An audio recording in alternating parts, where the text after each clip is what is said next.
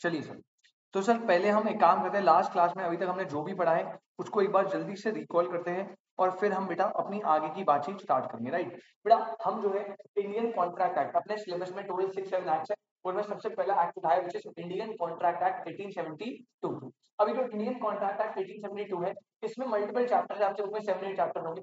हमने सबसे पहले इसकी इंट्रोडक्शन से स्टार्ट करा है, ठीक है। तो अगर मैं आपकी बात करूं बेटा इंडियन कॉन्ट्रैक्ट एक्ट 1872 की, तो मैंने आपको सबसे पहली चीज जो बताई वो मैंने बताई कि सर ऑफर और एक्सेप्टेंस, जब ये दोनों चीजें मिलती है तो क्या बनता है, प्रॉमिस। प्रॉमिस में अगर दोनों पार्टीज के something in return that is consideration involve होगी तो it will become a agreement. And कोई भी ऐसा agreement which is enforceable bye law तो उसे क्या बोलते हैं, कॉन्ट्रैक्ट। क्लियर है? तो offer acceptance promise, promise plus consideration agreement, agreement which is enforceable by law, contract. तो यहाँ पे हमने लास्ट क्लास डेफिनेशन लिखना स्टार्ट किया। तो बेटा आपको याद है कॉन्ट्रैक्ट की डेफिनेशन लिखिए सेक्शन 2 क्लॉज एच में। सेक्शन 2 इज डेफिनेशन वाला सेक्शन, उसमें सबसेक्शन नहीं होते, सीधा क्या होता है, क्लॉज। तो section 2 clause H defines contract और बोला क्या, कॉन्ट्रैक्ट को क्या बोला, an agreement which is enforceable by law, an agreement which is enforceable by law।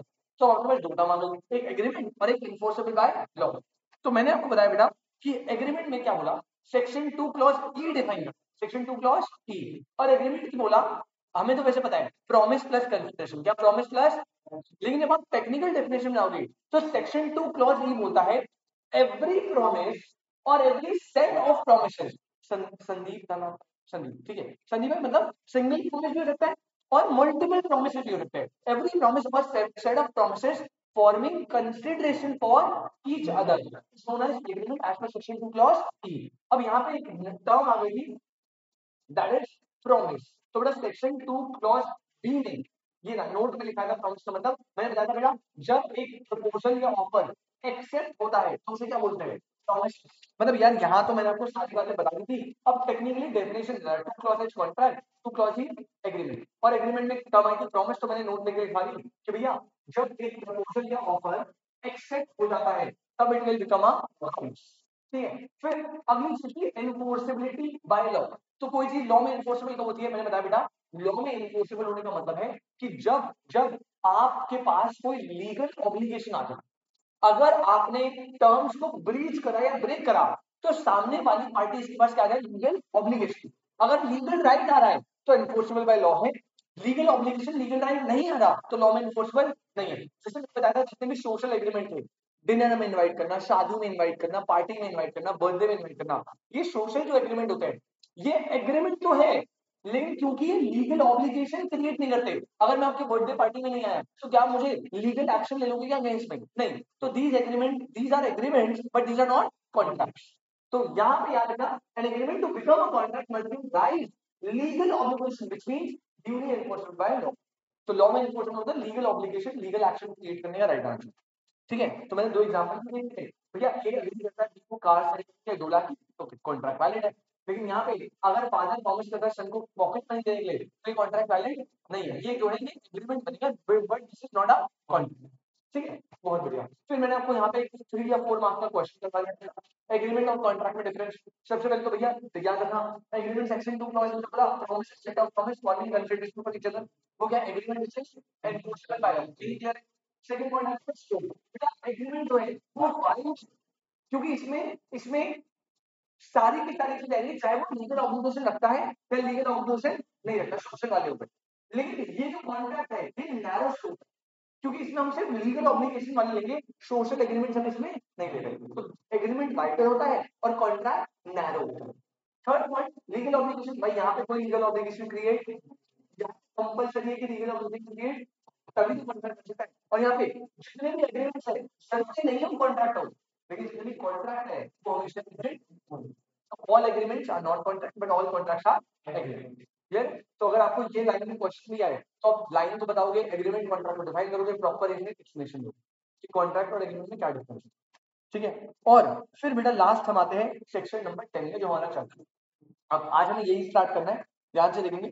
चलिए भाई सेक्शन 10 आपको याद है, सेक्शन 10 बताता है essential elements of a valid contract. अब ये वैलिड कॉन्ट्रैक्ट क्या है इसके लिए मैंने आपको एक्सप्लेनेशन दिया। भाई देखिए ऑफर, एक्सेप्टेंस, कंसीडरेशन, तीनों मिलकर क्या हमने एग्रीमेंट।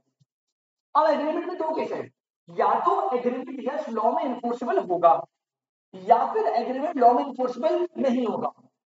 अगर एग्रीमेंट लॉ में इन्फोर्सेबल है तो सेक्शन 2 क्लॉज एच के हिसाब से वो कॉन्ट्रैक्ट है, और agreement which is not enforceable by law it is known as क्या बोलते हैं हम पढ़ेंगे।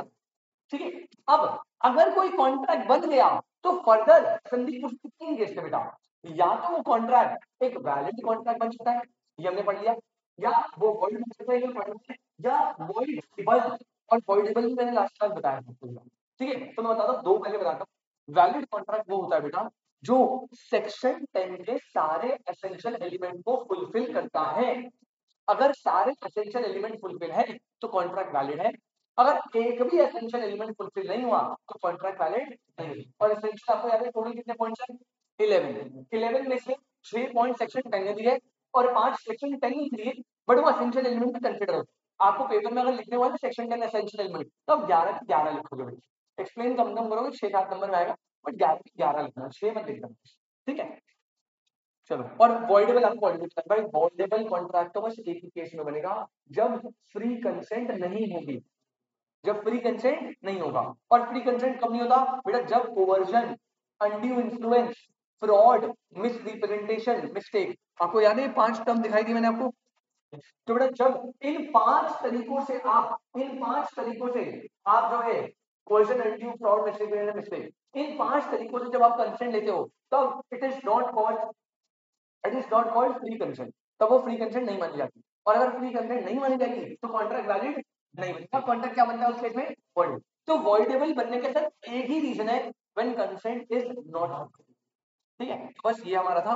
2 पॉइंट मैंने आपको बताए थे, लॉफुल ऑफर, लॉफुल एक्सेप्टेंस होनी चाहिए, कंसेंट किसकी होनी चाहिए? फ्री। ये 2 पॉइंट मैंने आपको डील करा दिए थे। अभी हमारे टोटल 9 पॉइंट्स और बचे। ठीक है, स्टार्ट करें बेटा, फटाफट से चलिए। हमने रिवाइज कर लिया लास्ट क्लास का, अब जो है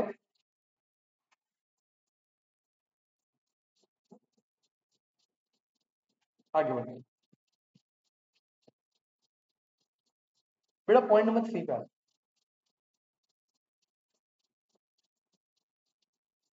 पॉइंट नंबर 3 भी लिखना। सेक्शन 10 का थर्ड एसेंशियल एलिमेंट, कॉन्ट्रैक्ट को वैलिड बनाना है तो थर्ड एसेंशियल एलिमेंट है बेटा capacity of the parties. Third है बेटा capacities of the parties, capacities of the parties. Sir अब इसका क्या मतलब है? कैपेसिटी, कैपेसिटी को ब्रैकेट में ना बेटा ऊपर लिख लो competency of party, competency of parties या कैपेसिटीज ऑफ पार्टीज, व्हाटएवर, जो भी आप बोलो आपकी मर्जी है। अब इसके ऊपर हमें पूरा डेडिकेटेड चैप्टर पढ़ना है। इसका सेक्शन 11 क्या है? सेक्शन 11, सेक्शन 11 भी है और भी पता चलता है, लेकिन बाद में हमें पढ़ना है वो चैप्टर। मैं थोड़ा सा ब्रीफ में दे बेटा, एक बात बताओ, अगर मैं एक एग्रीमेंट बना रहा हूं और उस एग्रीमेंट में मैं सामने वाली पार्टी को बोल रहा हूं कि भैया मैं आपका घर लेगा 10 लाख रुपए में और कंसिडरेशन वगैरह सब डिसाइड कर लिया, और सामने उनकी पार्टी ना बेटा 5 साल का बच्चा, 5 साल का बच्चा, मैंने सुना ये ले बेटा एग्रीमेंट, यहाँ पे साइन कर दे ये वाली जगह, उसने लिख दिया बेटा। क्या आप ये सही कर रहे हो? क्या आपको सही लग रही है सारी चीजें? ऐसे तो बेटा अगर कोई बहुत जैसे कुछ फादर है, फादर का बेटा है, उसके बेटे से मैंने कुछ भी करवा लिया, या फॉर एग्जाम्पल एक पर्सन है एकदम बढ़िया, एकदम 15-20-25 साल का बंदा है, बढ़िया हट्टा कट्टा, लेकिन बेटा उसको अनसाउंड माइंड है, मेंटली डिस्टर्ब होता है ना। अब उसके पास बहुत सारा पैसा है, प्रॉपर्टी है, 25-30 साल का लड़का है, सही साहब, मैंने उसे बोला साइन करने को, साइन करने, आप समझो।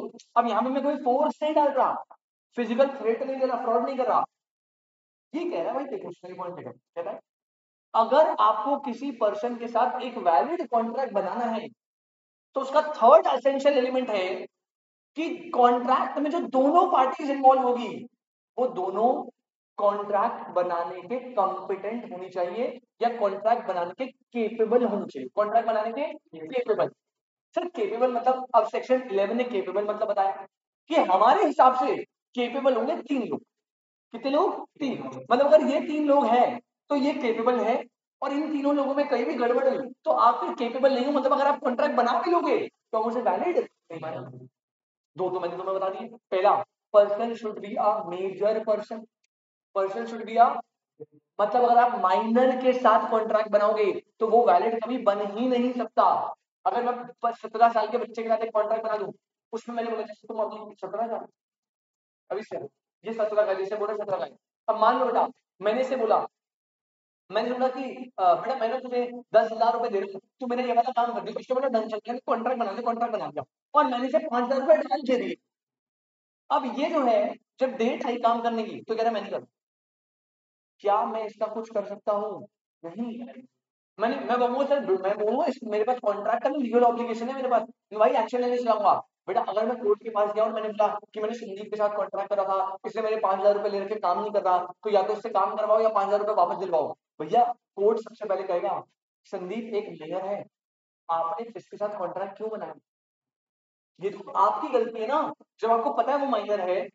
छोड़ो माइनर पता है, छोड़ो, अगर संदीप मुझे झूठ भी बोल देगा ना, इस चैप्टर में हम पढ़ेंगे जब वो चैप्टर, संदीप बोला नहीं सर मैं तो मेजर हूँ, अरे माइनर था, इसे झूठ बोला, ये 20 साल का और मैंने इस पर बिलीव करके कॉन्ट्रैक्ट बना लिया, फिर भी मेरी गलती है, फिर भी मेरी गलती है। इंडिया इतना माइनर को प्रोटेक्ट करता है, समझ रहे हो? तो यहाँ पे क्लियरली बोला है कि भैया 3 लोग कॉम्पिटेंट है, केपेबल है, इन 3 के साथ बनाओगे वैलिड कॉन्ट्रैक्ट बनेगा, नहीं बनाओगे तो वैलिड कॉन्ट्रैक्ट नहीं। भले ही गलती आपकी हो, भले ही उसने झूठ बोला हो, भले ही कुछ भी कराओ, इट डजेंट मैटर। पहला, पर्सन कैसा होना चाहिए? मेजर। दूसरा, पर्सन होना चाहिए साउंड माइंड का, कैसा? जो कॉन्ट्रैक्ट की टर्म्स एंड कंडीशन को सही सेंसिबल तरीके से समझ पाए। जैसे होता है ना मेंटल, लूनेटिक समझते हो, लूनेटिक, मेंटल, इडियट या ड्रंकन, आप पी रखिए साइड तो रख लो, तो ऐसे सिचुएशन में आप केपेबल नहीं है। और एक थर्ड पॉइंट और है बेटा, अगर आप डिस्क्वालिफाइड हो किसी भी अदर रीजन से, बहुत सारे रीजन हो सकते हैं, वो हम देखेंगे बाद में क्या क्या रीजन है, बट मेजर 3 रीजन है। पहले मेजर होना चाहिए, माइनर नहीं, साउंड माइंड होना चाहिए, अनसाउंड नहीं, और आप भी डिस्क्वालिफाइड नहीं होने चाहिए। डिस्क्वालिफाइड नहीं, अगर आप किसी भी जगह पे अदर डिस्क्वालिफाइड हो तो आपको यहाँ पे भी क्या मानेंगे? डिस्क्वालिफाइड, और आप कॉम्पिटेंट नहीं मानेंगे। ठीक है, तो कॉन्ट्रैक्ट को वैलिड बनाना है, पहला ऑफर एक्सेप्टेंस लॉफुल होना चाहिए, सेकंड कंसेंट कैसे होनी चाहिए? फ्री कंसेंट होनी चाहिए, कोवर्जन वर्ड का यूज नहीं करना चाहिए वरना वर्ड भी जाए, और थर्ड, दोनों पार्टी जो है वो क्या होनी चाहिए? कॉम्पिटेंट और केपेबल। दोनों पार्टी क्या होनी? कॉम्पिटेंट और, बहुत बढ़िया। तो हम यहाँ पे इसको लिख लेते हैं बेटा सब, ये समझ आया ना आपको? हाँ, तो मान लो जैसे मैं एक डायग्राम भी बनाता हूँ एग्जाम्पल का ताकि आपको समझ आ जाए। मान लीजिए ये मिस्टर ए है,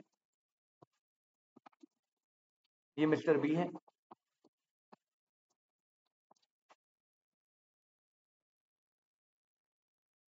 ए ने बेटा ऑफर दे दिया,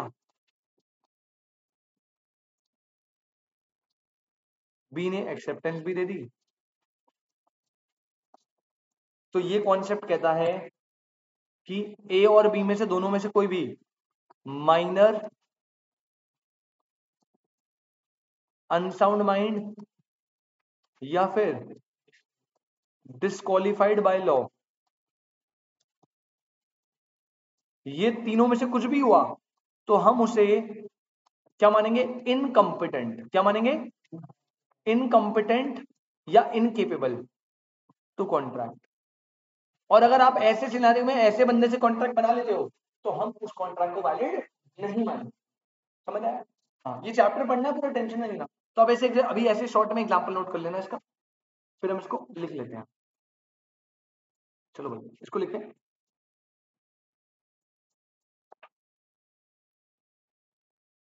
कैपेसिटी टू कॉन्ट्रैक्ट, फटफट लिखना बेटा। Capacity to contract means the legal ability of a person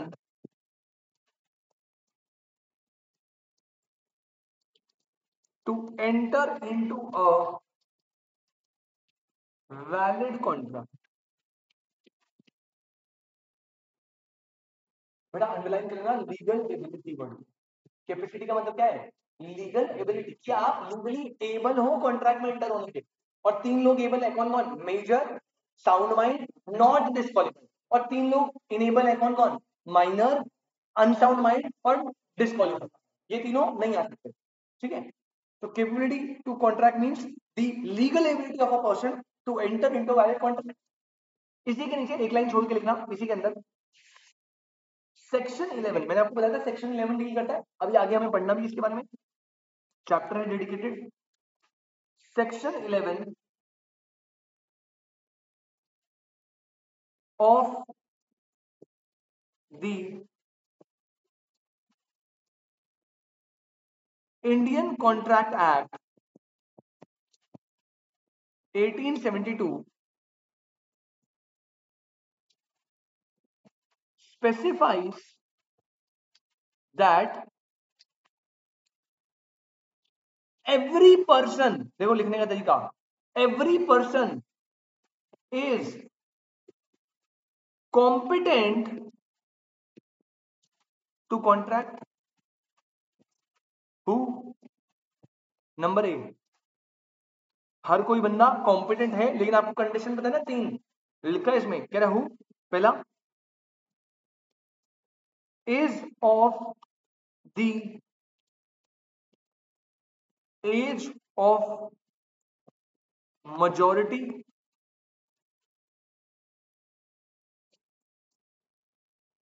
comma and, बेटा बीच में ना एंड लिखा है और नहीं लिखा, मतलब तीनों कंडीशन होनी चाहिए फुलफिल। पहला मेजॉरिटी की एज में होना चाहिए, तब एक कंपिटेंट है, दूसरा कब होगा, and is of sound mind, is of sound mind comma and तीसरा बोले बेटा is not otherwise disqualified by any law, not otherwise disqualified by any other law। तो ये बेटा कैपेसिटी वाला पॉइंट है।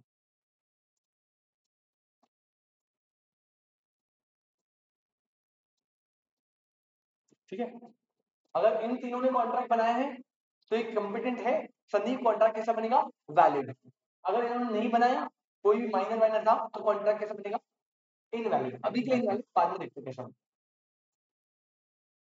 बेटा सेक्शन 10 के 6 पॉइंट थे, टोटल तो 11 है, 3 हमने कर लिए। आ जाओ पॉइंट नंबर 4 पे, फटफट जल्दी से आएंगे पॉइंट नंबर 4 पे। पॉइंट नंबर 4 डालना बेटा कंसीडरेशन, ये भी आपको ऑलरेडी पता है। अरे भैया कॉन्ट्रैक्ट को वैलिड बनाना है तो कैसा होना चाहिए, कंसीडरेशन होनी चाहिए, नहीं होनी चाहिए? बिना कंसीडरेशन के तो भैया कभी कुछ बनेगा नहीं, एग्रीमेंट नहीं बनेगा, कॉन्ट्रैक्ट तो दूर की बात।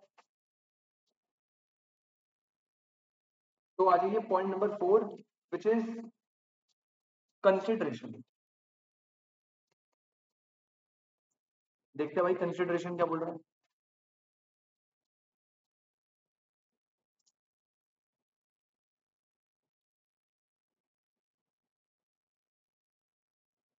इसमें लिखना, अभी समझेंगे थोड़ी देर। इट इज रेफर्ड एज, बेटा वर्ड लिखना, इसका वर्ड होता है क्विड प्रो क्यो। और ऐसे वर्ड आपको बहुत ज्यादा दिखेंगे लॉ में, पता है क्यों? संदीप इंडिया की जो लॉ है ना बेटा, वो मेजर लैटिन लॉ से उठी है। अब हुआ क्या था ना, हम आपको याद है ना, ब्रिटिशर्स ने हम पे रूल करा था, तो ब्रिटिशर्स जो है उनकी इंग्लिश लॉ चलती है, मतलब ब्रिटिशर्स की अपनी लॉ है। तो आपको याद है हमें हमें तो इंग्लिश के वर्ड यूज करने चाहिए ज्यादा, बेटा ब्रिटिशर्स ने जो लॉ कॉपी करा है वो लैटिन से, सबसे बेस्ट जो लॉ बनता है ना वो लैटिन वाले लोग बनाते हैं। तो ब्रिटिशर्स ने लैटिन के लॉ कॉपी करे, तो उन्हें काफी ज्यादा लैटिन का रेफरेंस, और हमने ब्रिटिशर्स के काफी लॉ कॉपी करे, तो हमारे में भी लैटिन आ गई थोड़ी सी। तो लैटिन का बहुत ज्यादा रोल है। अब ये क्या है, कुड प्रो क्यो, इसका मतलब तुम्हें पता है, something in return. Could pro क्यो का मतलब क्या होता है, समथिंग, बताया था कंसंट्रेशन में समथिंग, तो बेटा कुड प्रो क्यो लैटिन में समथिंग रिटर्न। तो ये फ्रेज आपको आंसर में यूज करने पड़ेंगे, तभी आपको मजा आएगा, तभी आपको मार्क्स मिलेंगे। ठीक है, तो it refers as quid pro quo which is something in return. तो लिखूंगा मैं आगे, हाँ जी, ये इंपॉर्टेंट है, तभी हाईलाइट करेंगे। दैट इज, जो आपको इंग्लिश में पता है वो मैं लिख देता हूं, that is something in return, that is something in return. ठीक है, तो क्विड प्रो क्यो something in return.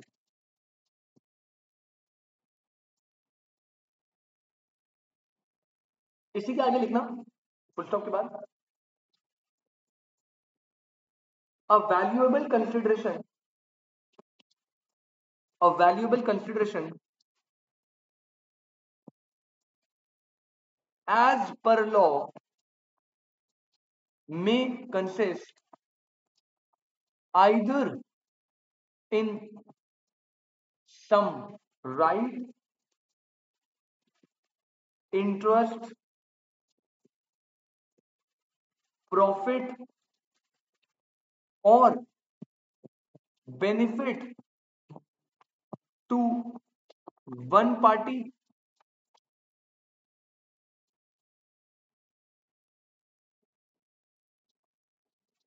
or some forbearance, loss or responsibility, comma, suffered by the other party. ठीक है बेटा, इसका पूरा चैप्टर है, फिर से मैं कह रहा हूँ आपकी यही चैप्टर है। एक चैप्टर पहले क्या आएगा, इसके बाद आपको फ्री कंसिडरेशन पढ़ना है, second chapter chapter 3 free consent, फिर उसके बाद चैप्टर नंबर 4 कैपेसिटी। तो मैंने वो पढ़ना है, फिर इन छोटे-छोटे टर्म पे टेंशन मत लेना। अब मैं थोड़ा सा बताता हूं। पहली चीज कंसिडरेशन का मतलब क्या है, Kwid pro quo, which means something in return. अब ये क्या है, एक वैल्यू की कंसिडरेशन एक्ट लॉ क्या होती है, जिसमें एक पार्टी को कोई राइट, इंटरेस्ट, प्रॉफिट या बेनिफिट मिल रहा है और दूसरी पार्टी को कोई फॉरवेरेंस, लॉस या फिर रिस्पांसिबिलिटी मिल रही है। सिंपल टर्म में अगर अगर मैंने आपसे कॉन्ट्रैक्ट करा घर बनाने का, तो देखो इसमें ना दोनों पार्टी से रिटर्न भी है और वो रिटर्न बेनिफिट और लॉस दोनों फॉर्म में। जैसे देखो, अगर मैं घर बना रहा हूं, मैं बिल्डर हूं, तो मेरे लिए बेनिफिट क्या है, क्या फायदा है मेरा, पैसे मिलेंगे। लेकिन इस पैसे मिलने के बदले मेरा एक लॉस या रिस्पॉन्सिबिलिटी तो है, घर बना के देना।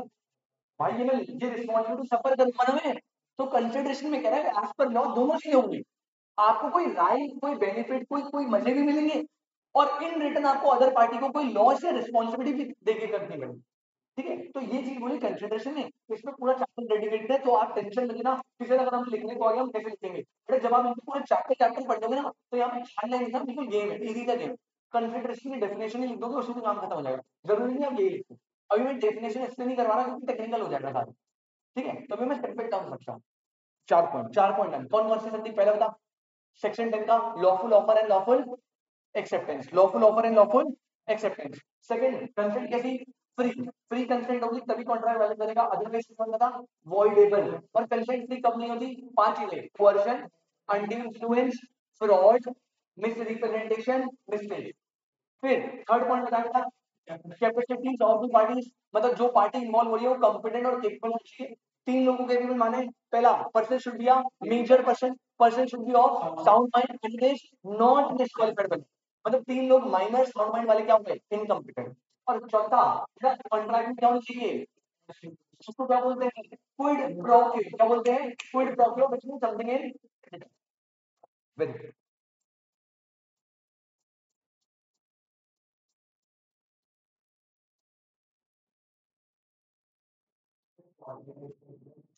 फॉरबिडेंस मतलब होता है बेटा कि किसी चीज को ना झेलना। तो जब मैं आपको घर बना के दूंगा और आप मुझे पैसे दोगे, तो मैं आपका घर बनाने की रिस्पॉन्सिबिलिटी ले रहा हूँ। तो ये जो मैं घर बनाने का प्रेशर है मैं झेल रहा हूँ ना, फोरबियर कर रहा हूँ, सह रहा हूँ, एक रिस्पॉन्सिबिलिटी ले रहा हूँ।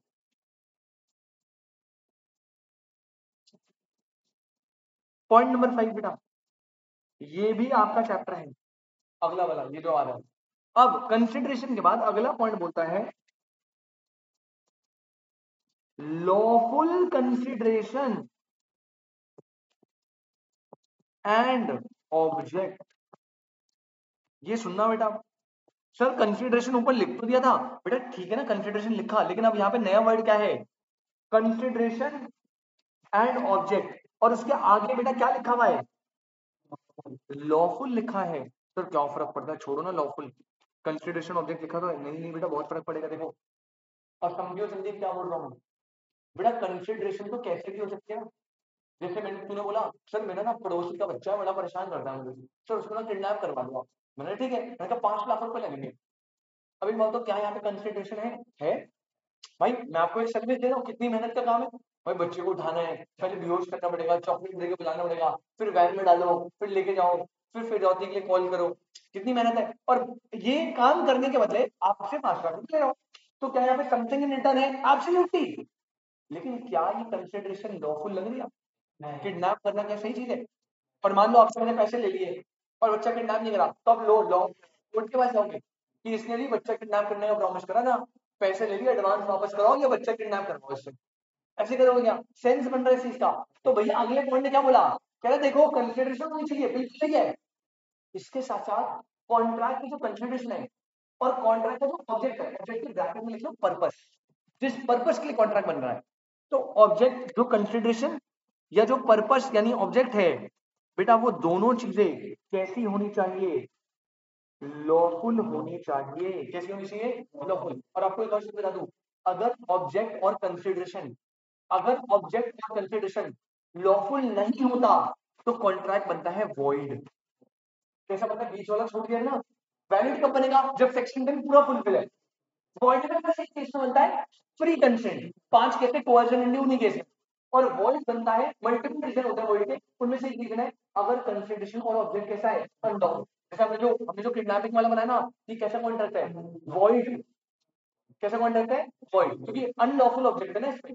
तो यहाँ पे यही बोला बेटा, अगर आपको कॉन्ट्रैक्ट को वैलिड बनाना है, पहले तो कंसिडरेशन होना चाहिए, और संदीप कंसिडरेशन ऑब्जेक्ट कैसे होने चाहिए? लॉफुल होने चाहिए। अगर लॉफुल है तो कॉन्ट्रैक्ट वैलिड, अगर कंसिडरेशन ऑब्जेक्ट अनलॉफुल है तो कॉन्ट्रैक्ट कैसा बनेगा? वॉइड। तो आपको वैरायटी याद रखनी है, वैलिड कब बनेगा, वॉइड कब बनेगा, वॉइडेबल कब बनेगा। सर ऐसा क्यों? बेटा आपके बुक में क्वेश्चन आ जाएगा, 4 ट्रांजैक्शन दे देगा, 4 इवेंट केसेस, और बोलेगा चारों में भाई बताओ किस में वैलिड बन रहा है, किस में वॉइड बन रहा है, किस में वॉइडेबल बन रहा है। समझ क्या? तो ध्यान रखना कब कब क्या क्या बनेगा। तो लिखिए इसको, इसमें लिखना बेटा, the consideration and object of the agreement must be lawful. Full stop. बेटा लिखना सेक्शन 23, अगेन एक और नया सेक्शन। सर सारे याद बेटा, देखो मैं बस इतना बोल देता हूँ, जितने हो सके मोटे मोटे बड़े बड़े सेक्शन को याद कर। 10 सेक्शन 10 एसेंशियल एलिमेंट का हो गया, कॉन्ट्रैक्ट में सेक्शन 2 क्लॉज एच इन सब के हो गए, सेक्शन 11 मैंने उसका बताया कैपेसिटी वाला, 23 का हो गया। तो मेजर मेजर कर लो, सीधे हमारे नहीं, हमारे कोई प्रॉब्लम नहीं है, बस गलत मत लिखा है गलती से, कोई एक्स्ट्रा मार्क्स नहीं है सेक्शन लिखने के, बस अच्छा लगता है, प्रेजेंटेबल है, बस वरना आप ऐसे लिखते हो as per Indian contract act और प्रोविजन लिख दिया, ठीक है। तो section 23 states that consideration or object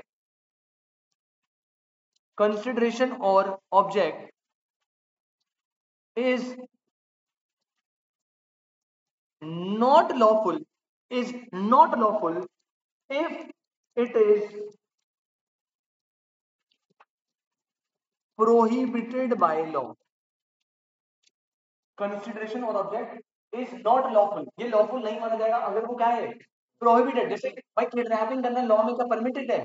prohibited है ना। मर्डर करना क्या लॉ में परमिटेड है? प्रोहिबिट है ना। तो कह रहा है अगर लॉ में प्रोहिबिटेड एक्ट करोगे तो हम ऑब्जेक्ट कंसिडरेशन यस क्या मानेंगे? Not lawful. क्या मानेंगे? नॉट लॉफुल, अंडरलाइन करना, नॉट लॉफुल मानेंगे अगर आप क्या कर रहे हो? कोई भी ऐसा जो प्रोहिबिटेड बाय लॉ है। कंसिडरेशन ऑफ द और object is not lawful if it is prohibited by law. आगे क्या बोलता है?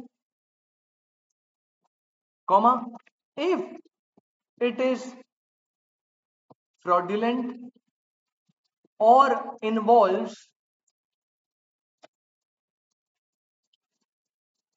injury to the person or property,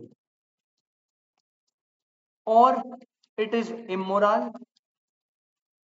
बेटा ये सब कुछ पढ़ना है हमें, सब कुछ पढ़ना है, और अपोज टू पब्लिक पॉलिसी।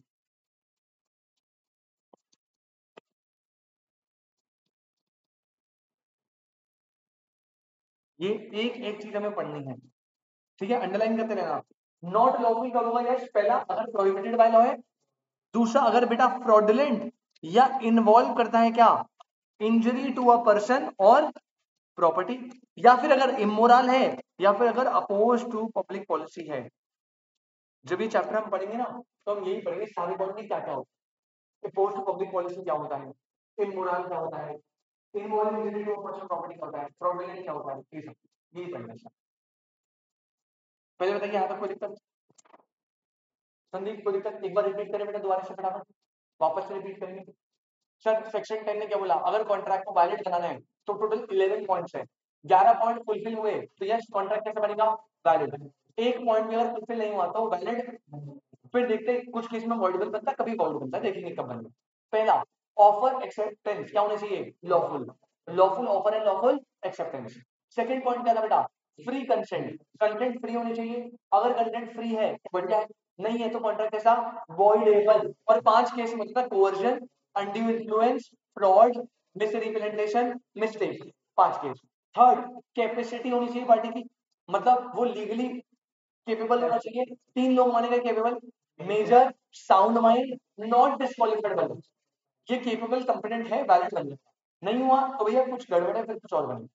फिर फोर्थ पॉइंट क्या होना चाहिए, consideration which is Kwid pro quo, which means something in return, तो दोनों पार्टी के लिए कुछ रिटर्न में होगा तभी कॉन्ट्रैक्ट वैलिड बनेगा। और फिफ्थ में क्या बोला, कंसिडरेशन होनी चाहिए, साथ में लॉफुल कंसिडरेशन ऑब्जेक्ट, मतलब अगर आप एग्रीमेंट को वैलिड कॉन्ट्रैक्ट बनाना है तो consideration and object must be lawful. अब आपने बोला सर लॉफुल कब नहीं होता, तो बेटा कंसिडरेशन ऑब्जेक्ट नॉट लॉफुल मानेंगे इन केसेस में अगर prohibited by law, fraudulent purpose में, किसी पर्सन उसकी प्रॉपर्टी को इंजरी दे रहा है, या फिर इमोरल है, या फिर अपोज टू पब्लिक पॉलिसी, वहां पे कंसिडरेशन और ऑब्जेक्ट को लॉफुल नहीं माना।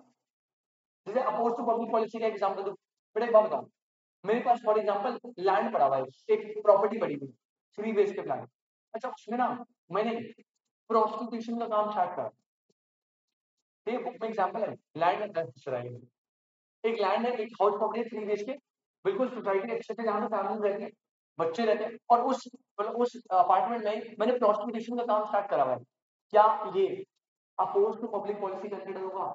यस। क्या ये ऑब्जेक्ट और कंसिडरेशन लॉफुल मानेंगे? नो, गलत बात है ना भाई, ये चीज गलत है। देखो ये मैं नहीं कह इलीगल है, लीगल है, लेकिन इसमें पर्टिकुलर एरिया है जहाँ पे काम हो रहा है वहां पे आप करो, लेकिन ऐसे नहीं ना सोसाइटी में किसी पब्लिक अपार्टमेंट्स में काम स्टार्ट कर दोगे जहाँ पे बच्चे हैं, गलत अपोज टू पब्लिक पॉलिसी हो जाएगा। तो ऐसी चीजों को हमने अनलॉफुल माना भाई ऑब्जेक्ट और कंसिडरेशन के बेसिस पे। ठीक है, 5 पॉइंट हो गए, चलिए आगे बढ़ते हैं सर, नेक्स्ट आइए, which is point number 6। Next आएंगे बेटा point number 6,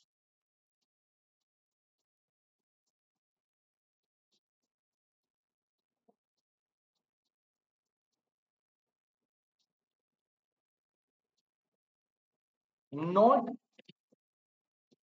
expressly declared to be void,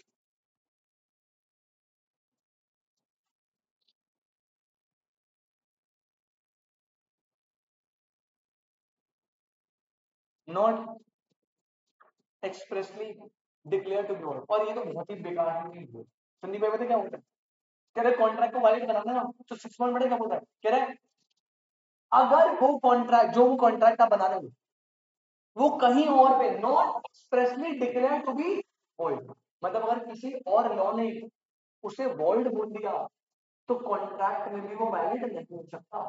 तभी वो लिखा है नॉट एक्सप्रेसली डिक्लेयर, उसे मर्डर करना है, मर्डर करना, देखो मर्डर तो वैसे यहाँ पे भी आ गया, लेकिन मर्डर करना है बेटा, मर्डर करना आईपीसी में मना करा है ना, मर्डर करना आईपीसी में मना करा हुआ है, तो कह रहा है कॉन्ट्रैक्ट में भी हाँ करा है, मना करा है, मना करना है। अगर किसी और लॉ में वॉइड बोल दिया तो कॉन्ट्रैक्ट में भी वो वॉइड ही रहेगा, वो वैलिड नहीं बनेगा। अगर वैलिड बनाना तो क्या, no expressly declare to be, अगर आप कॉन्ट्रैक्ट को वैलिड बनाना है तो किसी और लॉ में वो वैलिड वॉइड नहीं होना चाहिए, समझे? तुम्हारे पास क्या आईसीआई की बुक्स आ गई है, आ गई बुक्स, तो ना आज से मैं तुम्हें होमवर्क देना स्टार्ट करूंगा, तुम्हारा काम बस पता कितना है, देखो कुछ नहीं पढ़ना बुक्स, सब कुछ नोट से पढ़ना है, नोट्स लर्न करना है, एवरीथिंग आप क्रॉस चेक कर लेना बुक से, एक एक चीज हमने नोट्स में डाली हुई है। बस एक काम आपको क्या करना है बेटा, यहाँ पे ना मैं कुछ पर्टिकुलर कुछ एग्जांपल दे सकता हूँ, लेकिन जब आप बुक पढ़ोगे ना तो जैसे जैसे हम बुक पढ़ रहे हैं, जैसे फर्स्ट चैप्टर खत्म करेंगे हम, उस बुक में ना हर पॉइंट पे एक एक दो दो एग्जाम्पल दिए, एग्जाम्पल्स हर उसके, तो आपका ना काम बस इतना सा है, आप सारे एग्जाम्पल्स अच्छे से पढ़ेंगे और देखेंगे कि कौन सा एग्जाम्पल कहाँ पर आ, सारे एग्जाम्पल अच्छे से पढ़ना, ठीक है, क्योंकि पेपर में मॉड्यूल के ही इलस्ट्रेशन लाएंगे और कुछ नहीं आएगा बाहर। मॉड्यूल के इलस्ट्रेशन एग्जाम्पल कर लो, बैक क्वेश्चन कर लो, नोट्स अच्छे से याद कर लो, आपका काम खत्म हो गया, उसके अलावा एक चीज एक्स्ट्रा नहीं करनी, ठीक है। तो जैसे ही फर्स्ट चैप्टर खत्म होगा तो ये आपकी रिस्पॉन्सिबिलिटी है कि आप सारे इलस्ट्रेशन और एग्जाम्पल्स पढ़ कर आओगे, ठीक है, उनमें केसेस एग्जाम्पल दे रखे हैं इसके इसके हर पॉइंट पे, तो आप पढ़ना जहां समझना है वहां मुझसे पूछिए, ठीक है, क्योंकि भाई बहुत सारे तो इट इज नॉट पॉसिबल कि मैं एक एग्जाम्पल, अब इसमें तीन तीन एग्जाम्पल देता रहूं, मैंने एक दे दिया बस, तो आपको हर एंगल से सारे एग्जाम्पल पढ़ने हैं आपके रिस्पॉन्स, ठीक है, तो इसको लिख लो, not expressly declare to be world, इसमें एक लाइन थोड़ी सी लिख लो, the agreement entered into must not be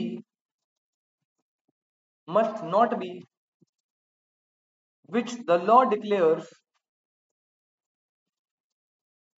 which the law declares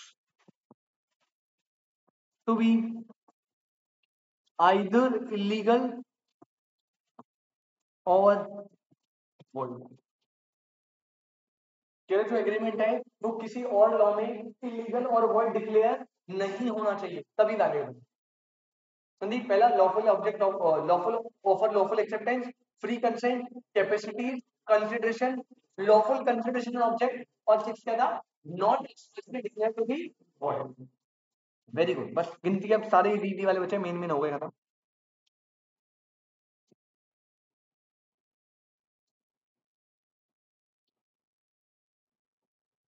अब सारे बेटा नकली वाले बच्चे, जो मेन 6 पॉइंट थे ना जो सेक्शन 10 के, वो खत्म हो गए, अब इजी वाले बच्चे, ठीक है, फटाफट देखिए, ये सेक्शन 10 में नहीं दिए, लेकिन आपको तो लिखकर सारे सारे आए, चाहे 10 का पूछे चाहे किसी का भी पूछे।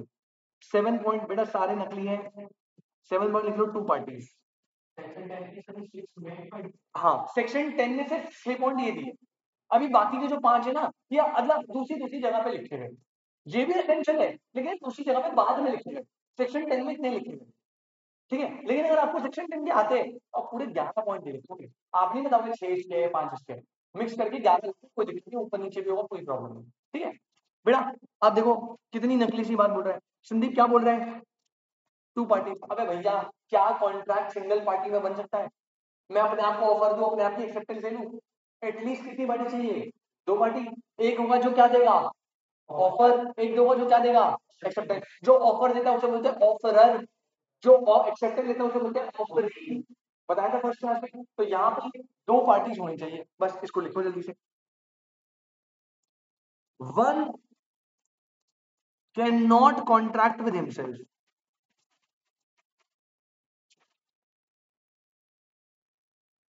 full stop, one cannot contract with himself, full stop, a contract involves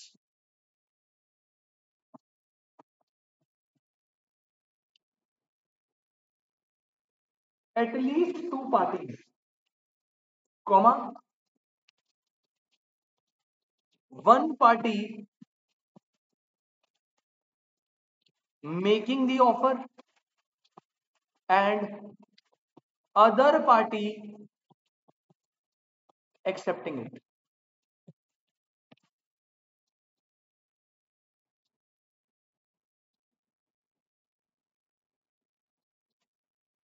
कोई दिक्कत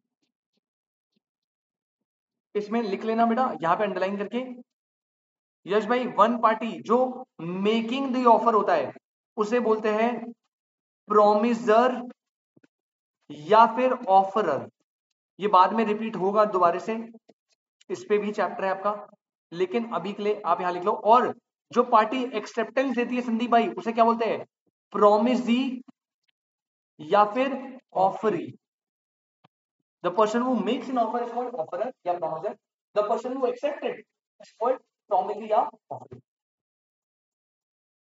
डन है 7 पॉइंट, बस 4 बच गए, 3-4 बचे। एक बार रिपीट करें वापस से।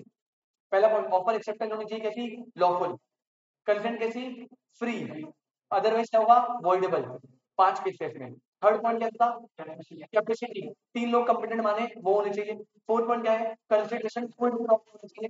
कंसिडरेशन ऑब्जेक्ट क्या होना चाहिए, लॉफुल। अनलॉफुल हुआ तो वॉइड हो जाएगा। ठीक है, पांचवा छठा, can not be expressly declare to be void. दूसरे किसी लॉ में वॉइड डिक्लेयर नहीं होना चाहिए। 6 महीनों में। फिर 7 क्या बोला, 2 पार्टी, एक पार्टी कभी कॉन्ट्रैक्ट नहीं बना सकती, एक ऑफर देगा, एक एक्सेप्टेंस देगी, बस। बेटा पॉइंट नंबर 8, ये भी आपको ऑलरेडी पता है। पार्टीज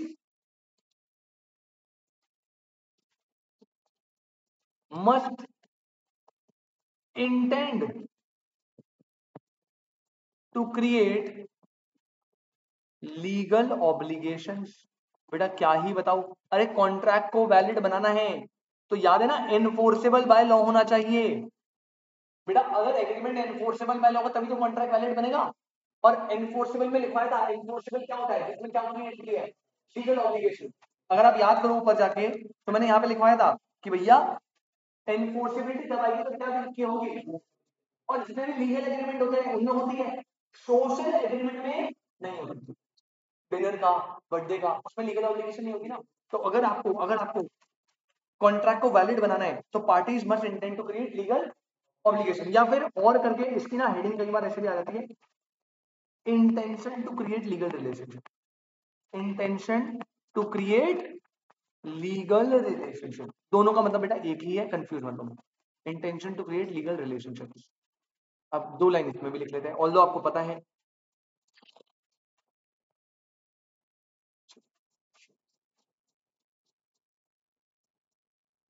फॉर्मूला बड़ा सिंपल है भाई पास होने का। संदीप भाई नोट्स दिमाग में छापने हैं, स्पेशली इन लॉ। दूसरा, मॉड्यूल के सारे एग्जाम्पल पढ़ने हैं, जितना हो गया डन है। उसके बाद टेस्ट वगैरह तो वो सेकेंडरी है, वो तो हुआ ही इंपॉर्टेंट। बट ये 2 चीजें जो बेयर मिनिमम है, इतना तो करना ही है, समझ लो क्या। चलो, parties must intended to create legal relationship और intention to create legal relationship, इसमें लिखो बेटा, there must B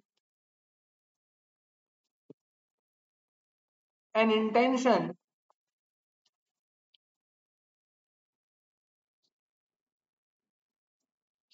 on the part of the parties. There must be an intention on the part of the parties to create legal relationship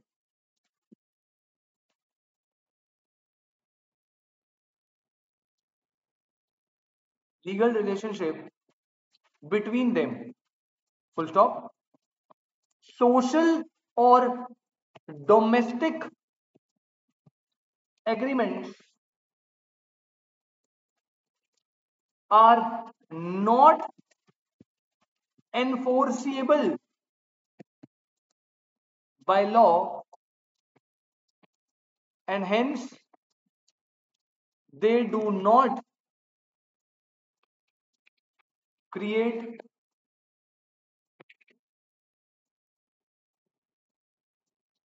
they do not results into a valid contract। ये बात भी बेटा मैंने आपको starting में ही बता दी थी, संदीप भाई याद है आपको।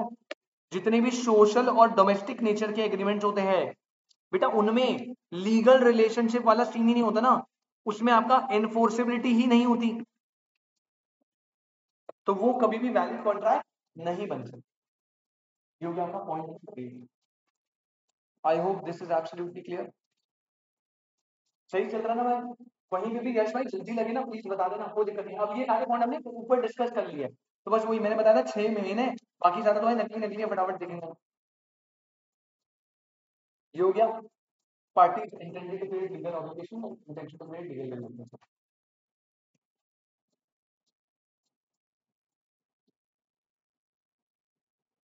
ठीक है, अब कितने बज गए, 8 के बाद 3 और बज गए, 11 के, लेकिन मेन में 2 ही कराओ, 11 वाला भी छोड़ दो, उसमें कुछ काम नहीं है, इंपॉर्टेंट नहीं है, मेन 2 ही है बेटा।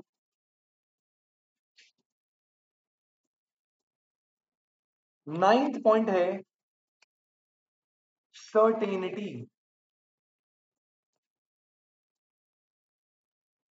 नाइन्थ पॉइंट है सर्टेनिटी। इसको तो एग्जाम्पल बना के समझा देता हूं पहले। बेटा देखो, मान लो बेटा ये है राजू, और मान लो बेटा ये है मिस्टर एक्स। बेटा राजू जो है वो अपने गांव का सबसे बड़ा ऑयल सप्लायर है। क्या है बेटा? सबसे बड़ा। जो कि यश भाई डील करता है मल्टीपल टाइप्स ऑफ ऑयल में। जैसे बेटा आपको पता है ना बहुत सारे ऑयल होते हैं। जैसे कोकोनट ऑयल होता है, जैसे सनफ्लावर ऑयल होता है, जो हम खाते हैं वो कौन सा था वो? किसको? सरसों का तेल। सरसों का ऑयल होता है। और पेट्रोल ऑयल, पेट्रोल भी तो ऑयल है, केरोसिन भी ऑयल है। मल्टीपल ऑयल में डील बोल से बढ़िया। ठीक है। अब राजू तो ऑयल का सप्लायर है जिसके पास मान लो 3 variety, coconut oil, sunflower oil और सरसों वाला तेल। ठीक है। अब मिस्टर एक्स आते हैं और मिस्टर एक्स बोलते हैं, ऑफर दे रहे भैया कि भैया मुझे ना 100 टन ऑयल चाहिए और मैं आपको रेट के हिसाब से 10 लाख रुपीस दूंगा। सही है जी। अब देखने में ऑफर है, एक्सेप्टेंस है, कंसिडरेशन है दोनों को कंसिडरेशन। और आपको क्या लगता है? Intention to create legal relationship, क्या दोनों कंपिटेंट है, दोनों की कंसेंट, ये सब कुछ है, सब कुछ है। कॉन्ट्रैक्ट बन जाएगा भाई। सब कुछ है, सब कुछ है, जो जो नहीं पढ़ा है सब कुछ था। कॉन्ट्रैक्ट वैलिड नहीं बने। पता क्यों? यार यहाँ पे 100 टन क्या लिखा हुआ है? क्या इस कॉन्ट्रैक्ट में टर्म्स एंड कंडीशन सर्टेन है? अबे कौन सा ऑयल भाई? ये 3 ऑयल में डील करता है ना। तो कह रहा है अगर कॉन्ट्रैक्ट को वैलिड बनाना है तो terms and conditions must be certain. आपको एक होंडा सिटी वाला एग्जांपल लिया था लास्ट क्लास में, है ना? तो एक रेड होंडा सिटी थी, ब्लैक। अब आप भाई आपने कहा गाड़ी बेचनी थी, होंडा सिटी खरीदनी है 5 लाख। अब मैं सोच रहा हूँ कि भाई वो वाली कौन सी वाली? रेड वाली। आप सोच रहे हो ब्लैक वाली। या फिर कंसेंट अगर ये upon the same thing in same sense बताया था, तो वैसे सर्टेनिटी होनी चाहिए भाई। अगर ये 3 ऑयल में डील कर रहा है तो आपको अपने ऑफर में सर्टेनिटी लानी पड़ेगी कि भाई 100 टन कौन सा? Coconut oil. अगर यहाँ पे कोकोनट ऑयल लिख दिया, अब क्या ये सर्टेन बन जाएगा? यस। अब ये भाई, लेकिन एक एक्सेप्शन सुन लो इसमें, फिर से रिपीट करो। अगर कॉन्ट्रैक्ट में ऑफर एक्सेप्टेंस में सर्टेनिटी नहीं है, तो यहाँ पे नहीं थी, तो बेटा उस केस में contract due to uncertainty valid नहीं है। लेकिन अगर अगर इस सिनेरियो में Raju is only supplier of coconut oil, assume कराओ केस नंबर 2, राजू सिर्फ और सिर्फ किसका सप्लायर है? कोकोनट ऑयल का। और फिर आप 100 टन ऑयल ले रहे, तो फिर क्या सर्टेनिटी है? मतलब आपके ऑफर में क्लियर सर्टेन होनी चाहिए टर्म्स एंड कंडीशन। लेकिन अगर टर्म्स एंड कंडीशन सरकमस्टांसेस ऐसे हैं कि आपने बोला नहीं है लेकिन डीम्ड है कि भाई हम उसी की बात कर रहे हैं, उस केस में अनसर्टेनिटी कन्वर्ट हो जाएगी किसमें? सर्टेनिटी। जैसे अगर राजू अकेले कोकोनट ऑयल ही बेचता है तो बेटा मैं क्या उससे पेट्रोल खरीदने आऊंगा क्या? तब तो भले मैं मेंशन भी ना करूं, डीम्ड है वो क्या है? कोकोनट ऑयल की बात कर रहा हूं। समझ रही बात? तो भाई ध्यान से देख लेना। अगर वहां पे अकेला सप्लायर है कोकोनट ऑयल का, तो ऑब्वियसली फिर तो सर्टेनिटी का पॉइंट आएगा ही। लेकिन अगर 3 ऑयल बोलेंगे कंडीशन ऑयल लिखा हुआ है, तो वो अनसर्टेनिटी की वजह से एग्रीमेंट हो जाएगा, कॉन्ट्रैक्ट नहीं बनी होगा। बस क्लियर है भाई? तो एग्जांपल नोट कर लो। यहाँ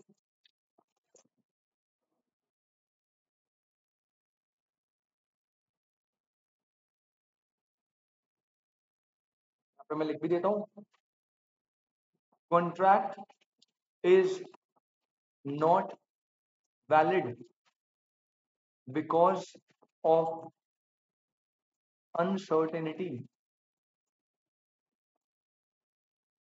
in terms and conditions of the offer. But if Raju is only supplier of coconut oil,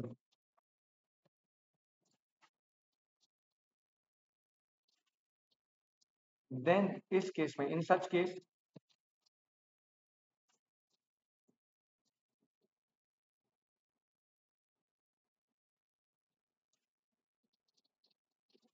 contract is valid.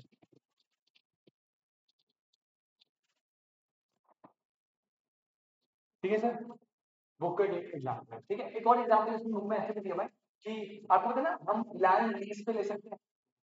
Lease पे लेते हैं ना, रेंट की फॉर्म होता है बट लंबे टाइम के होता है, उसमें ड्यूरेशन होता है 12-15 साल के लिए लीज पे लिया है, तो ना ही वो आपको हटा सकता है ना ही आप जाओगे यहाँ 15 साल में। ठीक है, तो अगर आपने लीज का एग्रीमेंट बनाया और आपने एग्रीमेंट में लीज पे लिया रेंट, लैंड लीज पे लिया, लेकिन आपने ईयर ही मेंशन नहीं किया, तो क्या अनसर्टेनिटी आ गई ना भाई, इलेक्शन करवाना पड़ेगा। तो ये चलो बस इसको लिख लेते हैं, ये वाला लिख लिया आपने एग्जाम्पल पूरा। हाँ ये एग्जाम्पल बनाया नहीं क्या? अरे बना लो ना, बना लो, काम जल्दी करना।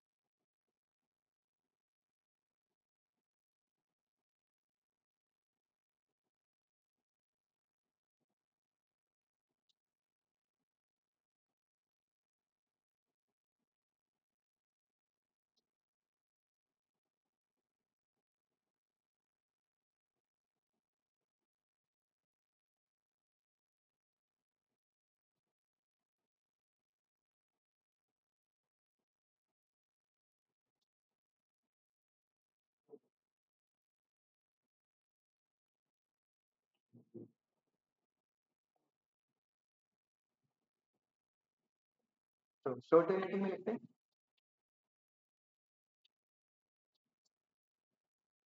The agreement must be certain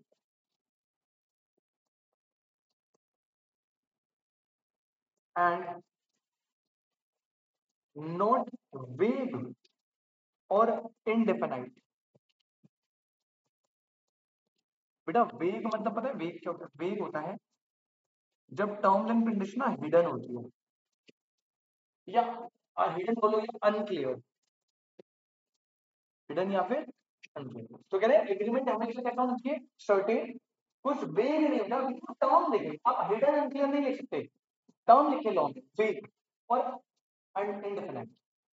और बेटा last but not the least, last point आपका 10 कंपोनेंट हो गए खत्म। सेक्शन 10 असेंशियल एलिमेंट भी 10 ही है। ठीक है, 6 ऊपर वाले होते हैं और 4 ये वाले अदर है। बेटा लास्ट है पॉसिबिलिटी ऑफ परफॉर्मेंस। बेटा संदीप कह रहा है कि सर मैं जा रहा हूँ चांद पे और आपकी बाबू सोना के लिए चांद सितारे तोड़ के लाने, तो बता दो 100 रुपए का एक सितारा ले आऊंगा। बेटा क्या ये पॉसिबल है? मैं एक बाबा मिले मुझे, मैं बाबा कह रहे हैं कि मैं मुर्दे में जान डाल दूंगा, 5 लाख रुपए लूंगा, क्या ये पॉसिबल है? भैया एग्रीमेंट हमेशा वैलिड कॉन्ट्रैक्ट तभी बनेगा जब उसकी पॉसिबिलिटी, परफॉर्मेंस क्या है? पॉसिबल। जब परफॉर्मेंस क्या है? पॉसिबल। अगर आपकी परफॉर्मेंस इम्पॉसिबल है तो कॉन्ट्रैक्ट वैलिड बन नहीं सकता। जैसे बाबा मुर्दे पे जान डालने की बात कर रहे हैं, वो क्या है? वैलिड कॉन्ट्रैक्ट नहीं है, क्योंकि परफॉर्मेंस इम्पॉसिबल है ना, इम्पॉसिबल है, कैसे हो पाएगा भाई? तो हमेशा पॉसिबिलिटी और परफॉर्मेंस होनी चाहिए। इसमें लिखो the terms of agreement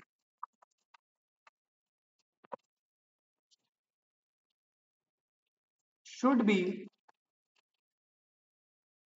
capable of performance. जो एग्रीमेंट की टर्म्स है वो कैसी होनी चाहिए? Capable of performance, full stop. An agreement to do an act impossible in itself cannot be enforced. भैया अगर कोई एक्ट आप कर रहे हो जो इम्पॉसिबल है तो उसको आप लॉ में इन्फोर्सेबल नहीं करवा सकते।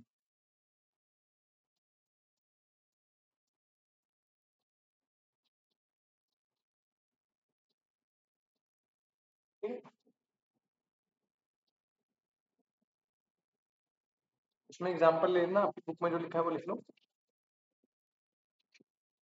A agrees with B to discover treasure by magic। बेटा क्या ये पॉसिबल है? आप कह रहे हो कि भैया मैं एग्री कर रहा हूँ, खजाना ढूंढूंगा जादू की वजह से, ऐसी चीजें बेटा पॉसिबल है, ऐसे एग्रीमेंट वैलिड कॉन्ट्रैक्ट नहीं बन सकते। दैट्स इट, आपका सेक्शन 10 के 10 एलिमेंट होते हैं समाप्त। आई होप किसी भी पॉइंट में आपको कोई दिक्कत नहीं है। बेटा क्वेश्चन डायरेक्ट आ सकता है कि सेक्शन 10 के क्या क्या एसेंशियल एलिमेंट है लिख दो, और लिखने सारे 10 के 10। बेटा एक और है वो छोड़ दो, उसे वर्ड बेकार है। वैसे वो पॉइंट है अदर फॉर्मेलिटीज। अदर फॉर्मेलिटीज मतलब जो 11th पॉइंट है ना मैं सिखाई दो, वो है अदर फॉर्मेलिटीज। अदर फॉर्मेलिटीज मतलब अब जैसे ये सारी चीजें तो है ही, अगर एक कॉन्ट्रैक्ट को वैलिड रखना है ये सब तो चाहिए चाहिए, लेकिन मान लो एक लॉ में स्पेशली लिखा हुआ है, जैसे जब आप प्रॉपर्टी का लॉ पढ़ते हो ना, प्रॉपर्टी का लॉ, तो प्रॉपर्टी के लॉ में बहुत बढ़िया क्लॉज है, everything must be in return. अभी आप पढ़ोगे जब कॉन्ट्रैक्ट बनता है ना, तो कॉन्ट्रैक्ट रिटर्न भी बनता है, ओरल भी बनता है, लेकिन प्रॉपर्टी के लॉ में क्लियरली बोला है कि भैया कॉन्ट्रैक्ट हमेशा कैसा बनेगा, रिटर्न ही बनेगा। तो भैया अगर कोई अदर फॉर्मेलिटी है तो अदर फॉर्मेलिटी को फुलफिल करो। अगर आपको कॉन्ट्रैक्ट को वैलिड बनाना है और उस स्पेशल नेचर के कॉन्ट्रैक्ट में जो अलग फॉर्मेलिटी है तो उसको फुलफिल करना पड़ेगा। जैसे प्रॉपर्टी का कॉन्ट्रैक्ट आप ओरल नहीं, नॉर्मली ओरल बनता है कॉन्ट्रैक्ट, लेकिन प्रॉपर्टी के केस में अगर फॉर्मेलिटी क्या है, इट शुड बी रिटर्न, तो रिटर्न करो, कोई दिक्कत नहीं। मेन तो 10 है, आपको अगर 6 या 7 नंबर से ज्यादा का नहीं आया क्वेश्चन, उसके लिए 7-8 point are more than sufficient, लेकिन मैं फिर भी बोलूंगा 10 पॉइंट लिख देना कोई। ठीक है भाई, डन है। चलिए जी, तो ये हमारा एक बहुत बढ़िया कॉन्सेप्ट, बहुत बड़ा कॉन्सेप्ट हो गया है। अब ये ऑलमोस्ट टॉपिक एंड हो गया है, बस इसमें लास्ट टॉपिक बचा है, वो हम जल्दी से एक ब्रीफिंग ले लेते हैं। आज ये खत्म तो नहीं पाएगा, अगली क्लास में कर देंगे, फिर हम अपने चैप्टर्स पे लेंगे। लेकिन मैंने आपको चैप्टर के तरीके से पढ़ा नहीं था, मैं तो भैया यही आपको पूरा इंडेक्स है, आपको पता है क्या पढ़ना है, ये पूरा पहले इंट्रोडक्शन हो गया, कॉन्टेक्ट का सारी डेफिनेशन वगैरह, एसेंशियल एलिमेंट्स। अब अभी हमें क्लास टॉपिक पर, फिर हम पता है सबसे पहला चैप्टर क्या पढ़ेंगे, हमारा जो चैप्टर नंबर 1 है इसमें, वो है ऑफर एंड एक्सेप्टेंस। इसके बाद ये फर्स्ट चैप्टर आएगा, इसके बाद सेकंड चैप्टर क्या है, कंस्टिट्यूशन, फिर थर्ड चैप्टर है प्री कंडीशन, फोर्थ चैप्टर है कैपेसिटीज, फिफ्थ चैप्टर है lawful object and lawful consideration. ठीक है, क्योंकि उसके बाद है परफॉर्मेंस, परफॉर्मेंस ऑफ कॉन्ट्रैक्ट, फिर है ब्रीफ, फिर है कंटीजेंट क्वेश्चन। ठीक है, तो ऐसे करके चैप्टर चलेगा। कॉन्ट्रैक्ट बहुत बड़ा है, इसमें अच्छा खासा टाइम लगता है, और ये सब ये ऑलमोस्ट मैंने बताया था 1/3 है, 100 में से 30-35 नंबर का सिर्फ कॉन्ट्रैक्ट होता है। तो आपको इसमें बहुत अच्छे से फोकस करना है, क्योंकि अगर आपने ये ढंग से लग गया तो दो चीजें अच्छी होगी, पहला 30-35 नंबर मतलब आपका पास होने का मार्जिन इससे निकल जाएगा, और दूसरा आगे के जो दो एक्ट है वो इसी से निकल के बने, तो इनमें अच्छी कमांड आ गई तो वहां पे अपने आप कमांड आ गई। चलो, तो आज के लिए लास्ट टॉपिक इसका मैं बस ब्रीफ दे रहा हूँ, करेंगे हम इसे अगली क्लास में। हाँ जी, हाँ जी,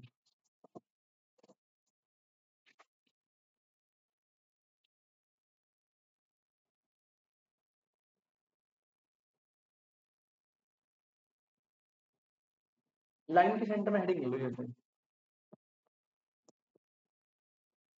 टाइप्स ऑफ कॉन्ट्रैक्ट, लाइन के सेंटर में हेडिंग डालेंगे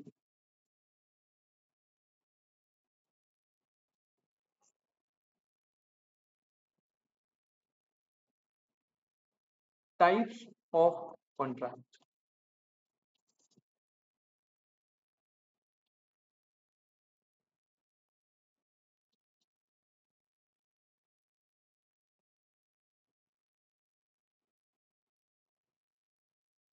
ठीक है, अब कॉन्ट्रैक्ट को हम 3 कैटेगरी में डिवाइड करते हैं।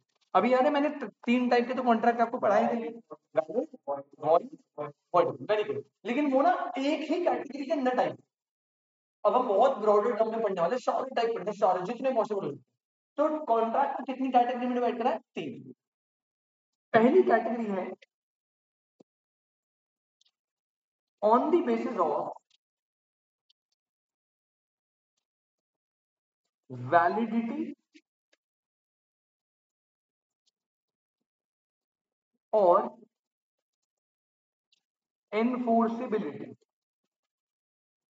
On the basis of validity और एनफोर्सेबिलिटी, ये पहली कैटेगरी। इसमें देखेंगे क्या है। सेकंड होती है, ये फर्स्ट हो गया, ये second category which is on the basis of formation, formation के बेसिस पे। और थर्ड होती है on the basis of performance.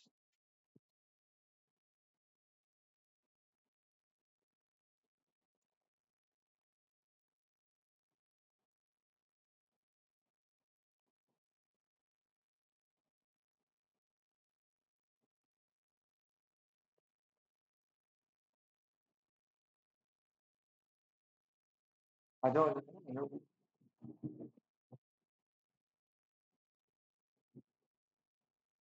Types of contract, contract को 3 कैटेगरी में डिवाइड किया। पहला on the basis of validity and enforceability, on the basis of formation और on the basis of performance.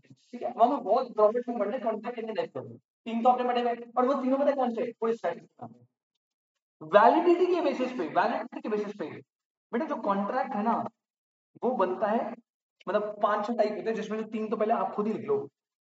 सबसे पहला कौन सा होता है? सबसे पहला लिख लो वैलिड कॉन्ट्रैक्ट। बी लिखना वॉइड वॉइडेबल। 3 तो लिख लो पहले, वैलिड कॉन्ट्रैक्ट, वॉइड कॉन्ट्रैक्ट और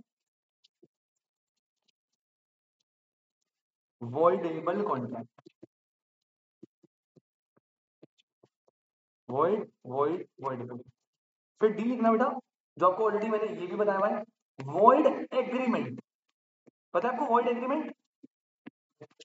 an agreement which is not enforceable by law. जब हम ऊपर पढ़े थे तो मैंने यही सबसे पहले बताया था आपको, आप याद करो ढंग से। ये रहा बेटा एग्रीमेंट, लॉ में एनफोर्सेबल तो कॉन्ट्रैक्ट बन गया, लॉ में एनफोर्सेबल नहीं है, क्या बनेगा? वॉइड। 1 2 3 4, ये 4 तो बने यहाँ से आते हैं। फिर बाकी के 2 और है बेटा, वो भी आपको लिखना है। ई लिखना, एक होता है बेटा वैलिडिटी के बेसिस पे इलीगल एग्रीमेंट्स, इलीगल एग्रीमेंट्स। और एक कैटेगरी होती है बेटा दैट इज कॉल्ड अनएनफोर्सिएबल कॉन्ट्रैक्ट्स। बहुत अच्छे से एकदम डिटेल से आपको बताऊंगा। डिफरेंस बेटा ढंग से समझना, क्योंकि डायरेक्ट क्वेश्चन भी आ सकता है, लेकिन इससे आज तक जब भी क्वेश्चन है मैंने बताया था कैसा आया था, आपको 4 ट्रांजेक्शन देगा, 4 केसेस, और बोलेगा ये कैटेगराइज करो कि वैलिड है, ठीक है ना? तो वो कैसे करना पड़ेगा यश, उसके लिए बेटा ये पढ़ने के बाद बुक के सारे एग्जाम्पल याद करने, याद है नहीं, बस देखना पड़ेगा। एक बार आपको देखो 10 में से 8 तो आप देख के बता दोगे भाई, जो एसेंशियल प्रिंसिपल है वैलिड, जिसमें ऑब्जेक्ट कंसीडरेशन अनलॉफुल है वॉइड, या जिसमें माइनर होता है, जिसमें अनसाउंड माइनर, कुछ भी वॉइड, ये कब बनेगा? वॉइडेबल फ्री कंसेंट के केस में, कोअर्जन एंड ड्यू फ्रॉड में, वो सब ठीक है। वॉइड एग्रीमेंट, इलीगल, ये 3 हमें थोड़ा देखने पड़ेंगे, ठीक है। ये वॉइड एग्रीमेंट बनता है सोशल वाले केस में, डिनर विनर के केस में, क्योंकि वो एग्रीमेंट है बट लॉ में इन्फोर्सेबल नहीं है, तो वॉइड एग्रीमेंट। फिर हम देखेंगे क्या क्या है अच्छे से, तो एग्जाम्पल पढ़ने पड़ेंगे। ये एक रिस्पॉन्सिबिलिटी दे रहा हूँ, कभी तुम्हें जिंदगी में होमवर्क नहीं मिलेगा पूरी क्लास में, पूरी क्लास का होमवर्क ही यही है, जैसे ही चैप्टर खत्म हो, जैसे ही चैप्टर खत्म होगा इसके सारे एग्जाम्पल आपको रीड करने, यही होमवर्क, इसके अलावा कोई होमवर्क मिलेगा। अच्छा, फिर आता है on the basis of formation. बेटा देखो फॉर्मेशन के बेसिस पे आपको याद है मैंने बताया था कॉन्ट्रैक्ट जो है क्या वो रिटर्न बन सकता है? क्या वो ओरल बन सकता है? इसके साथ साथ पता क्या, वो बिना बोले और बिना लिखे भी बन सकता है। सर ऐसा कैसे बन सकता है? अभी बताऊंगा इससे। क्या वो ऑनलाइन बन सकता है? बेटा जब आप फ्लिपकार्ट से परचेज कर रहे हो तो आप एक कॉन्ट्रैक्ट ही तो बना रहे हो ना कि भैया मेरे को जूते डिलीवर कर दियो, मैं पैसे दूंगा। तो देखो फॉर्मेशन के बेसिस पे कॉन्ट्रैक्ट होता है 4 टाइप का। सबसे पहला होता है एक्सप्रेस कॉन्ट्रैक्ट। कौन सा कॉन्ट्रैक्ट बेटा? संदीप नाम से पता लग रहा है, जहां पे तूने एक्सप्रेस करा है या तो बोल के या फिर लिख के, तो वो एक्सप्रेस है, दोनों ओरल रिटन दोनों। फिर बी आता है बेटा इम्प्लाइड कॉन्ट्रैक्ट। बी कैटेगरी कौन सी है बेटा? Implied contract. मतलब यहाँ पे इम्प्लाइड पता क्या होता है? विच आर नॉट एक्सप्रेस, ना जहां पे आपने बोला ना लिखा फिर भी कॉन्ट्रैक्ट। सर ऐसा कैसे? अभी देखेंगे। इसके बाद सी आता है बेटा, इसको कर लेना मोस्ट इंपॉर्टेंट। मोस्ट इंपॉर्टेंट मतलब क्यों? आपकी बुक का चैप्टर नंबर इस पूरे एक कॉन्ट्रैक्ट पर बेस्ड। इसे बोलते हैं क्वॉसी कॉन्ट्रैक्ट। क्या बोलते हैं बेटा? Quasi contract. ये वर्ड आप बहुत पढ़ोगे अब सीए की जर्नी में, क्वॉसी। ये बहुत इंपॉर्टेंट है। इस पे चैप्टर नंबर 7 तो लिख लेना, चैप्टर नंबर 6 या चैप्टर नंबर 7 में हमें डन करना है। और ये क्वॉसी कॉन्ट्रैक्ट है ना क्या, ये ना इम्प्लाइड यानी की कैटेगरी है, लेकिन ये इतना ज्यादा इंपॉर्टेंट है कि आपकी बुक में से क्या कर दिया, सेपरेट। ऑल्सो इम्प्लाइड कॉन्ट्रैक्ट की वैरायटी होती है, ठीक है। और लास्ट बेटा डी, जो कॉन्ट्रैक्ट ऑनलाइन बनते हैं उन्हें बोलते हैं ई कॉन्ट्रैक्ट। क्या बोलते हैं बेटा? जो आप Amazon फ्लिपकार्ट से शॉपिंग करो सारे ई कॉन्ट्रैक्ट बनते हैं, ठीक है। तो ये वैलिडिटी के बेसिस पे याद रखना, ये किसके बेसिस पे हुए? फॉर्मेटिंग के बेसिस पे हुए। और लास्ट आता है बेटा on the basis of performance. तो परफॉर्मेंस के बेसिस पे भी हम याद रखेंगे बेटा। सबसे पहला एक कैटेगरी आती है that is called executed contract.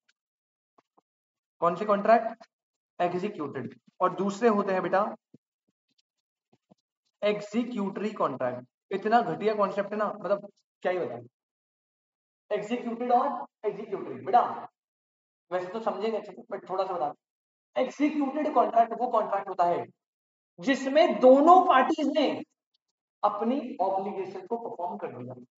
जैसे बेटा एक पर्टिकुलर मंथ के बाद आपने मुझे फीस सबमिट कर दी, मैंने आपका सिलेबस कंप्लीट करा दिया, तो उसके बाद हमारा कॉन्ट्रैक्ट क्या बन गया? एग्जीक्यूटेड। जिसमें आपने और मैंने दोनों ने अपने रिस्पेक्टिव ऑब्लिगेशन को क्या कर दिया? Perform, fulfil. तो जैसे आप परफॉर्मेंस दोनों पार्टी जब परफॉर्म कर देती है तो बन जाता है एग्जीक्यूटिव। क्या बन जाता है? एग्जीक्यूटिव होता है जिसमें अभी परफॉर्मेंस करनी बाकी है। अभी अभी के टाइम पे, अभी के टाइम पे ये हो रहा है ना, क्या अभी हमारा एग्जीक्यूटिव कॉन्ट्रैक्ट है, क्या है? एग्जीक्यूटिव। अब इसमें दो केस रखते हैं। एग्जीक्यूटिव को फर्दर कितने पार्ट में डिवाइड करते हैं? दो। तो इसके अंदर दो पार्ट बना देना यहीं पे। एग्जीक्यूटिव में दो पार्ट,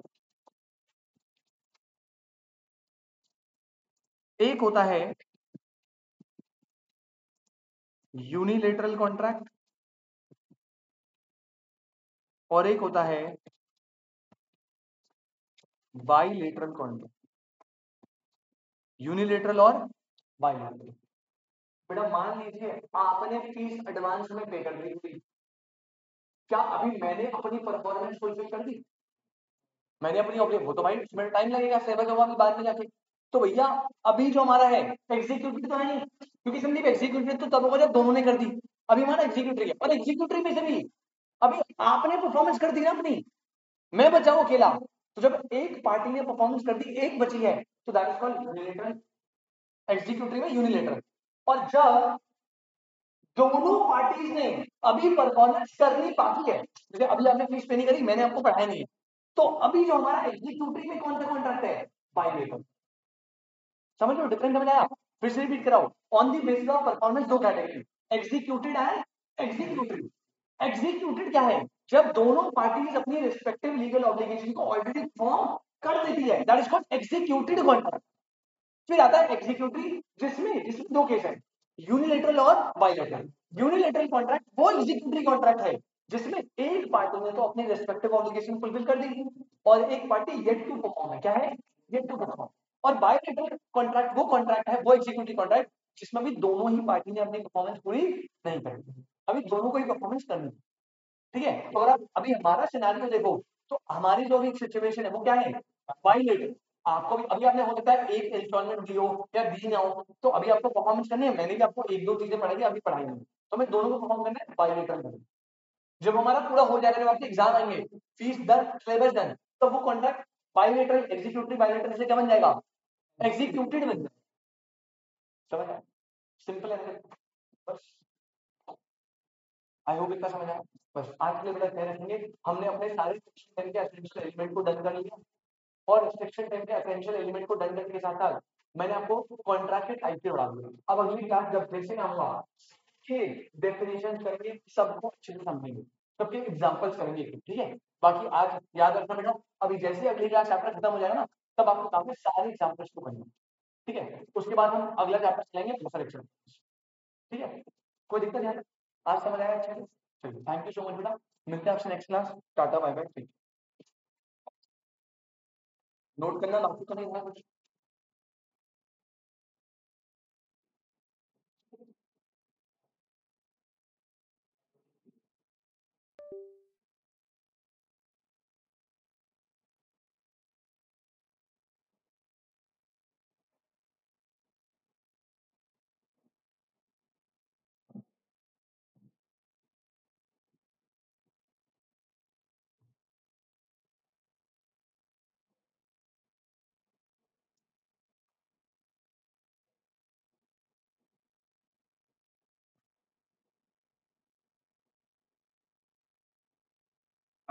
बाय बाय।